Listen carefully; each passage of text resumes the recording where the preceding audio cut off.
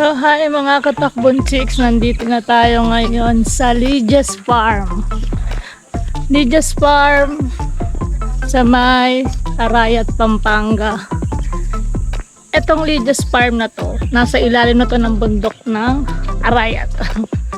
So tara, sabay-sabay natin to ikutin. Pero yung pinaka reason kung ba't talaga ako nagpunta rito is para doon. Yan, sa kamay na yan. Yan, meron silang pool, cottages. Ito maganda pa doon, kaya nila mag-accommodate kahit 30 bucks sa isang cottage. Yan, meron sila mga umbrella.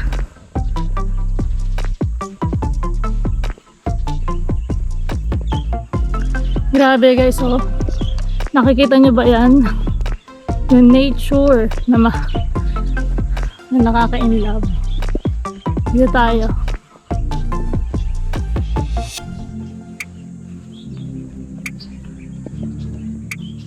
Ito nyo ba yan? Yan yung natatanaw nyo dito. Once na nandito kayo sa sa Lydia's Farm. Sulit. 100 pesos lang yung day tour nila. Meron din silang overnight of course. Pero syempre, required ka mag-cottage. Saka matutulog, di ba? Ha! Medyo inihingal ako kasi papanik yung dito. Yung daan. Ay. Tsaka pwede rin dito magkaroon ng, pwede rin kayo magtayo ng tent. Pwede rin kayo magdala ng food. Wala ring bayad yon. Maraming opportunity dito. Makakatipid kayo. Tapos may mga spot din dito para mag-picture ka. May mga ginawa sila dito. So tara, puntahan natin.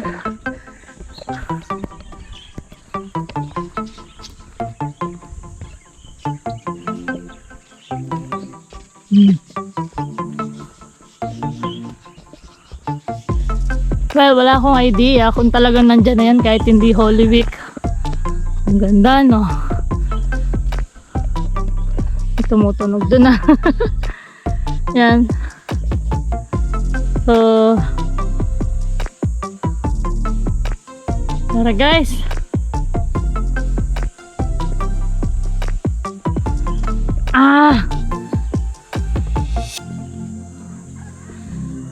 Yan yung pinaka highlights ng lugar na to. Yung open palm na yan. Nakita ko yan kay Babsi. Shout out sa'yo. Wow! Grabe. Ganda. So bago tayo magpalipad ng drone, ikutin muna natin. Hinihingal ko. Ito may cross dito. Ayan.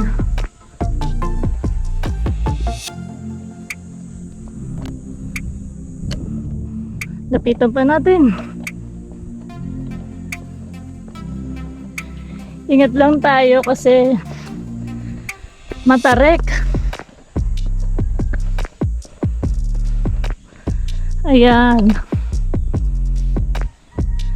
Well, hanggang dito lang siya. Pero maganda yung view, oh.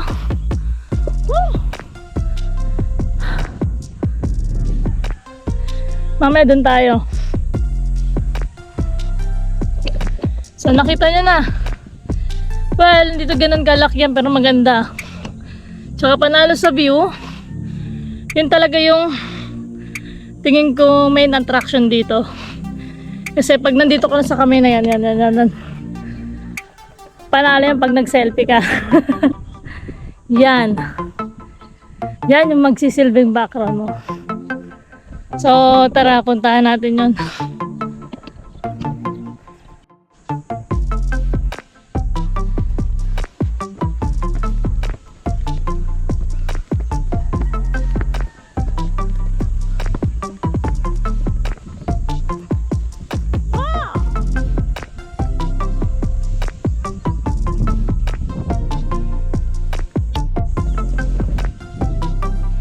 So ayun guys, nakita nyo na kung ano yung makikita once na nandito kayo sa open palm na to.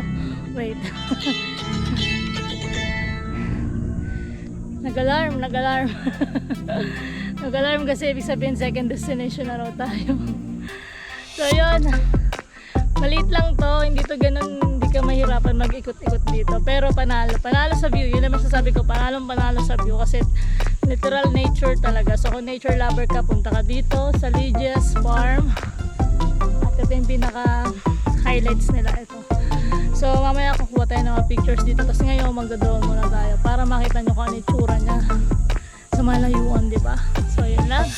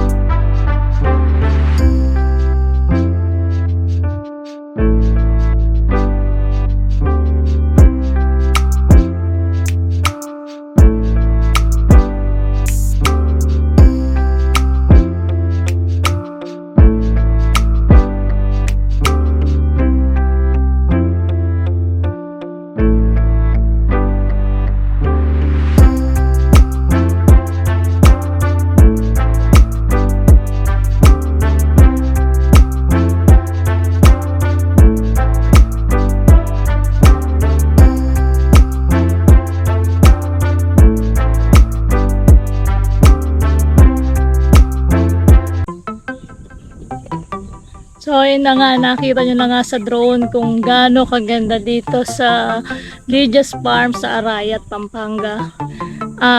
Kung hindi nyo masyado nakita yung Mount Arayat, hindi nyo talaga makikita kasi nga nasa paanan na tayo ng bundok Arayat. Sa totoo lang, sana gusto kong makuha yung perfect shape ng Arayat kasi hindi yata kaya ng drone ko yung sobrang layong-layo na. Ilang kilometers lang kasi yung kaya ng drone nasa paanan na tayo. So kundi lang yung nakunan natin sa parte ng Arayat, pero sulit dito, wala akong masabi. Kung view lang pag-uusapan, panalo. At pwede kayo magstay dito overnight kahit marami kayo, pambarkada, pampamilya, pang magjowa. So yun lang, alis na ako dahil na-experience ko naman ng mag-picture dito sa mahiwagang kamay na to at okay na ako doon. okay na ako doon. So another memories na naman ng maitatabi ko. So yun lang, ride safe sa akin. May next spot ako eh. Total kasi magkakatabi lang to guys. Pag nandito kayo, may mga iba pa kayong pwedeng puntahan. Kaya hindi kayo maboboard. Ako sa part ko hindi ako maboboard. Ang aga ko umalis, so mamaya na ako uwi kasi may mga next spot pa. Tsaka may mga pwedeng kainan. So yun lang, ride safe sa akin. So ayun nga. Palabas na tayo ng Lydia's Farm. Kita nyo naman, napakaganda ng Lydia's Farm, mga katakbon chicks. So sa mga hindi pa nakakapunta at nakapanood na, punta na. 100 pesos lang, masaya ka na. Saan ba tayo dumaan kanina? Parang dito tayo galing. Tama ba? Hindi. Dito tayo. Yan. Tapos yung kanilang stop doon, mababait. Binigyan pa nila ako ng mga spot, ng mga dito, lugar kung saan pa daw ako pwedeng pumunta. At kung ano makikita ko. Okay sila, wala akong masabi. Nakipagtsikahan ako doon. Ay, Diyos ko po. Ang maganda pa doon, mga katakbon chicks, dinidevelop pa nila yung lugar. So dito na pala yun. Lumagpas tayo.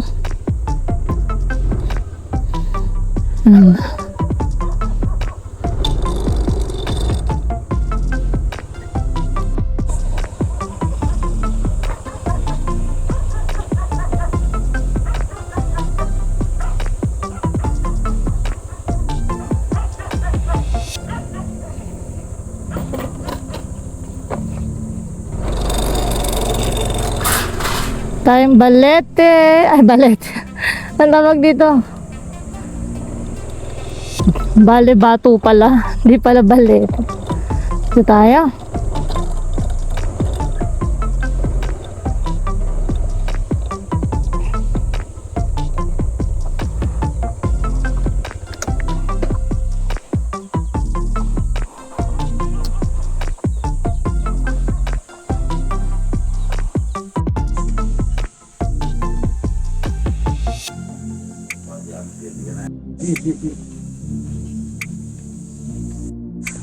Yan. Bale bato. Oh, bale bato. Wow. Maray sa Cambodia yan. Nice. Ano sa Cambodia? Oho. So guys, napakaganda ng bale bato pala. Not balete bato. Bale bato. Namatay na yung gumawa dyan. Ito po yung gumawa. Tatay nila. Tatay po ng may-ari nito. Ayun yung lalaki. Siya po yung gumawa. Wow. Bale bato. So parang alangan tayo makapag-drone. Kasi nakita nyo naman, sobrang mapuno. Diba? Ayan. So yung gumawa nito, yung tatay doon ng may-ari sa kasalukuyan. Tara.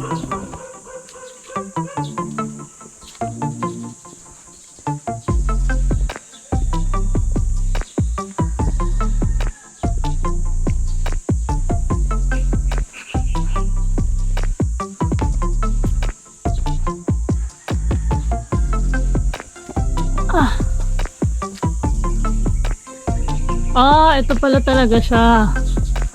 Paikot lang siya. Na parang saan ba kinuha to? Yan, medyo nasira na yata yung iba. So ito lang siya. Ito lang yung Bale Bato. Pero maganda. Instagrammable. 50 pesos yung entrance dito. Malapit lang to sa Lydia's Farm. So kung galing kayo sa Lydia's Farm, punta na rin kayo dito. 50 pesos only. So tara, kuhaan natin ng malapitan yung Bale Bato.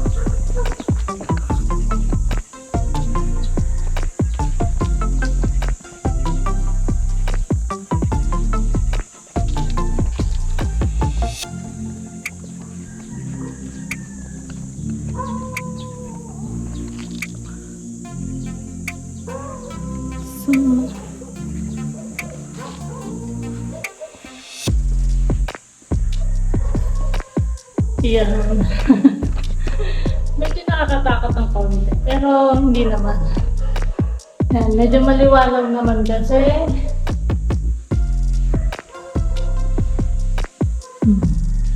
May hagdan dito. Hagdan. Ang labas nito. Dito na. So, ayan. Dito ang labas. Pwede ka mag-selfie. Paano kaya to?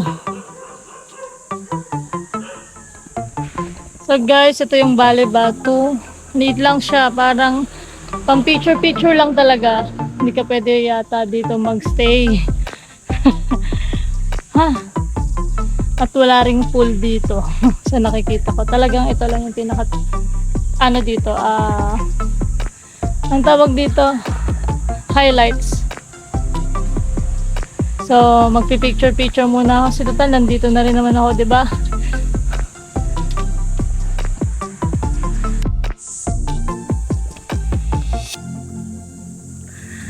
So, ayun nga. Naikot naman natin tong Bale Batu. So, ano lang to, tingin ko pwede tong tambayan. Kasi yung mga nakita ko, may mga nakita ko estudyante kanina dito habang nagsiselfie ako. Medyo maingay, no? Naririnig nyo yun? Sobrang lakas ng kuliglig. Kuliglig yan, no? Pakinggan nyo maigi. Diba? So, yung Bale Batu is, ito lang yan. Ang gumawa daw nito is yung tatay ng may-ari sa ngayon.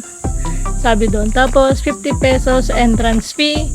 Well, sabi may pool. May pool pero hindi siya ginagamit. Kasi parang ano na siya. Basta, hindi yun ginagamit. Then, tingin ko talaga, ano lang to, tambayan lang. Tapos, siguro, pwede ka rin kumain dito kasi may mga tables and chairs. Ano pa ba? Well, yung pinaka highlights lang nila is ito. Yan. So, yan lang yung pinaka-highlights nila. Tapos, pwede ka rin pumasok dyan. Then, makakarating ka dun sa second floor. Pero, pinaka-maganda dito, pag pumunta ka dito, may kasama ka para kukuhaan ka niya ng malayuan. Diba? Para kasi makakapanig ka nga dun, diba? Eh, ako wala akong kasama, kaya... Pero, kahit wala akong kasama, meron tayong tripod. Yan.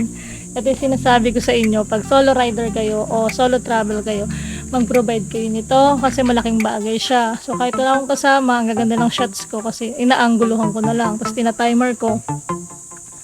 So kung makikita nyo, halos kasing laki ko siya. Pero sa totoo lang, mas malaki pa to sa akin. Para nag-promote na ako, no? Hindi, sinasabi ko lang yung technique ko. So kahit walang kasama, okay lang.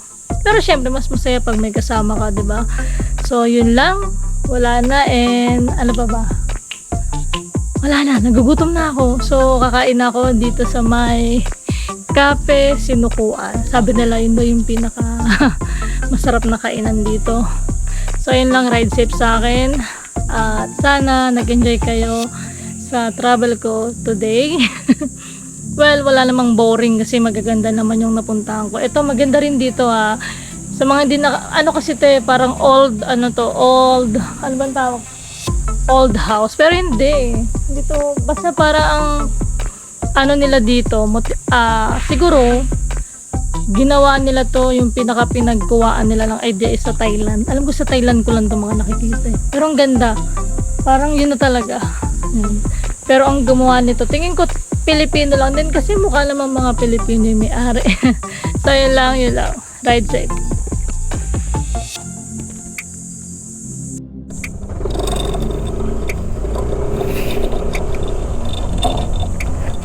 Hacienda Timbang Arayat. Nandito tayo ngayon sa paanan ng Arayat. Pupunta tayo ng tawag dito, Cafe Sinukuan. Dito yun. Rodriguez Nature Park. So dito yun. Cafe Sinukuan.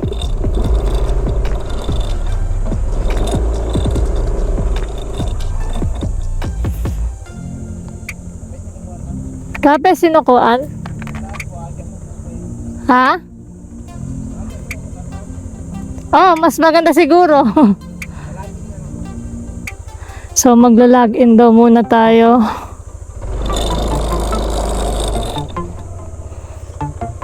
Pwede, okay lang. Malapit. Ayoko nang bumaba.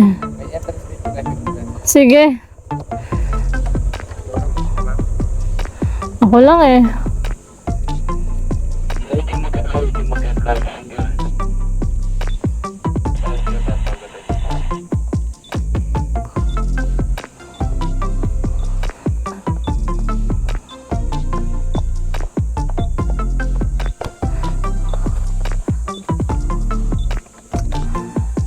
So, 50 pesos.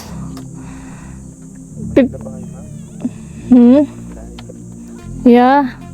Pumunta ako dito para lang magkape. 50 pesos ang entrance. Maraming kainan dito. Yan lang siya, ma'am. Pero maraming restaurant and coffee shop siya. Ah, okay. Sige. Restaurant and coffee shop. Thank you. 50 pesos entrance. For environmental fee yun, no? Yup. Sige, mamaya na lang yung pa-sticker pagbaba. Ayan. Pwedeng ipanik yung motor. Pero yung ibang vlogger kasi na nakita ko, iniwan yung motor. Pagod na ako eh. Pangatlong destination ko na to. Ang maganda lang talaga, magkakatabi lang sila. Saka ito, pwedeng ipanik yung motor. Yun naman yung purpose ng motor eh. And I think yung four wheels pwede rin ipanik. Ay, hindi pwede kasi saan lalabas, di ba? Sila inakit nila. O sila yung kanina nandun sa Bale-Bato, Magjoba. Love, faith. Tari na mga may nakasulat pa silang ganyan, no? Faith. Tapos yan, nababasa ko na strength. Wow! Pwedeng palatandaan siya. Kasi pare-pares na nakikita eh. So, pag hinahanap ka ng kasama, naliligaw ko. Nasaan ka? Nasa na ako? Nasa faith. Saan? Aray ko. Hindi pwede dito. Lapitan mo na ako, kuya. Parang awa mo na. Oo, lapitan ko lang. Diyan? Sige. Saan yung kape sinukuan? So, andun yung kape sinukuan. Doon na lang pala ako magpa-park. Di mo naman ako sinabihan agad. Akala ko kasi yun. Sige, thank you. Wow.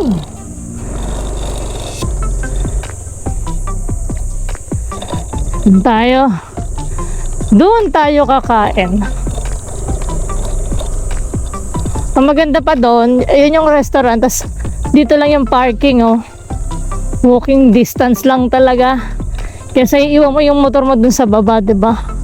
Nakakapagod. Doon tayo. May motor doon.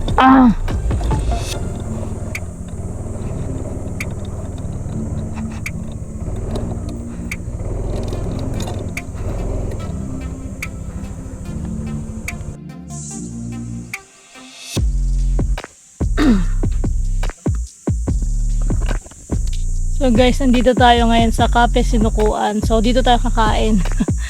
Wala nang iba. Kasi ito yung trending sa kanila. So yun lang, update ko kayo din. Pakita ko sa inyo kung anong meron dito. Kung bakit nawiwili yung mga tao na dito magstay, kumain, ano pa ba, magtambay. Kasi marami yata dito talaga. Maraming pwedeng kainin. So yun lang. Mamaya ulit.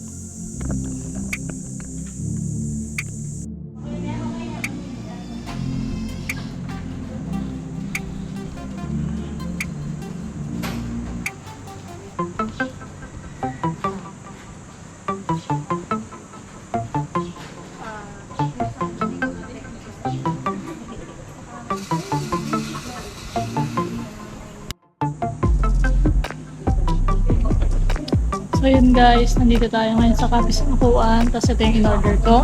Makikita nyo. Kasi mainit. Tapos favorite ko talaga yung pasta, diba? Alam nyo naman yan. So, ang pinaka best seller nila dito is kare-kare. Kasi hindi natin naabutan. Nung Monday para ubos. Sunday yata. Yun. So, kain muna ako. Tapos mamaya, try ko magpalipad ng drone doon. Yan. Kasi open field naman to. So, pwede tayo magpalipad ng drone. So, yun lang. Kain muna ako. Gutom na talaga ako guys eh. So, yun lang.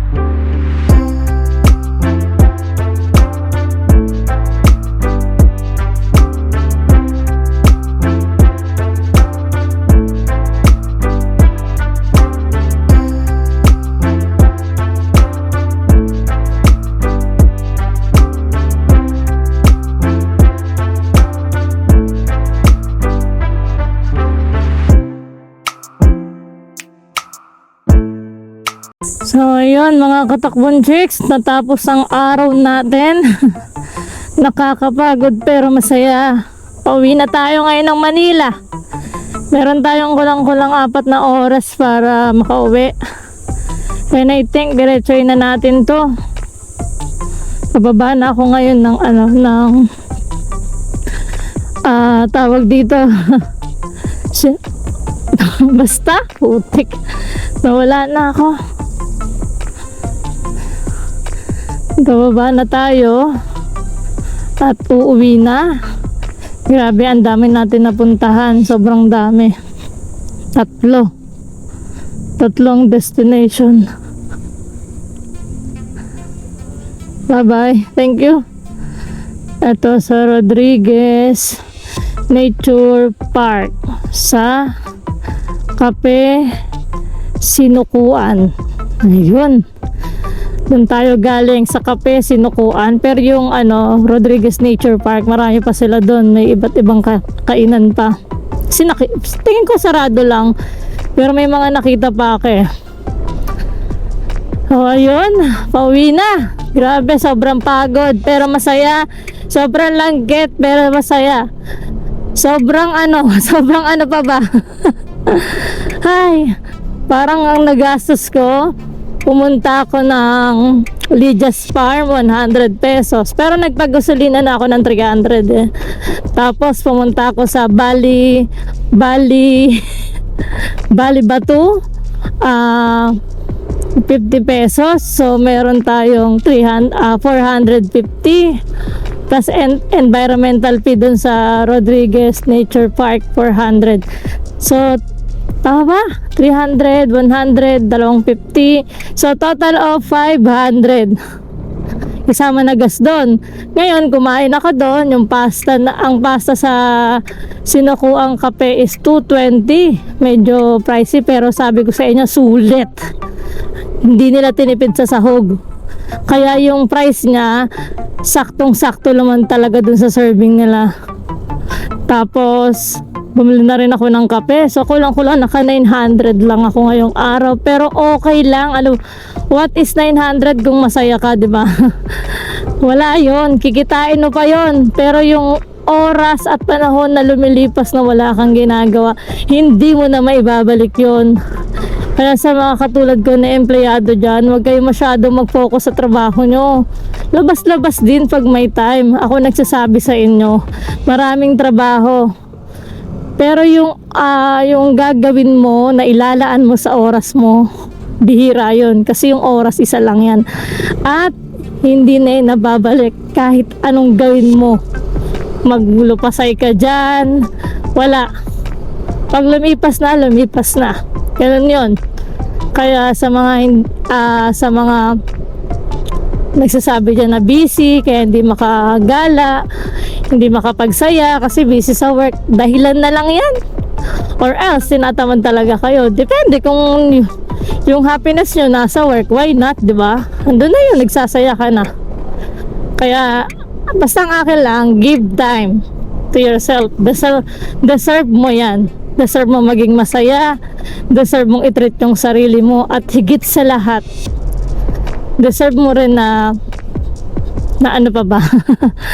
na kumain. Basta lahat ng magagandang bagay sa mundo, deserve mo. Okay? Lalo na kung pinaghihirapan mo. So, yan lang. Pauwi na ako. Ride safe sa akin at maraming salamat sa mga nanood ng vlog ko ngayon. I hope nag-enjoy kayo at sana na-inspired ko kayo na mag-travel din. Tulad ng sinasabi ko lagi, hindi mo kailangan ng malaking pera para sumaya. Kahit sakto lang, okay ka na, okay? Kung hindi kayang kumain sa labas, magdala ng pagkain, 'di ba? Kung walang pang commute, mag-rides, magaya kayo ng kaibigan. 'Di ba? O kaya kayo ng jowa mo, paggasan mo. Yun lang yun, pwede na. Kung gugustuhin mo naman may paraan di ba?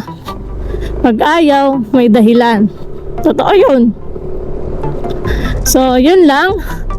Ride safe sa akin at sa mga motoristang makakasama ko at sa lahat din ng motoristang may rides ngayon. Yun lang. Babush!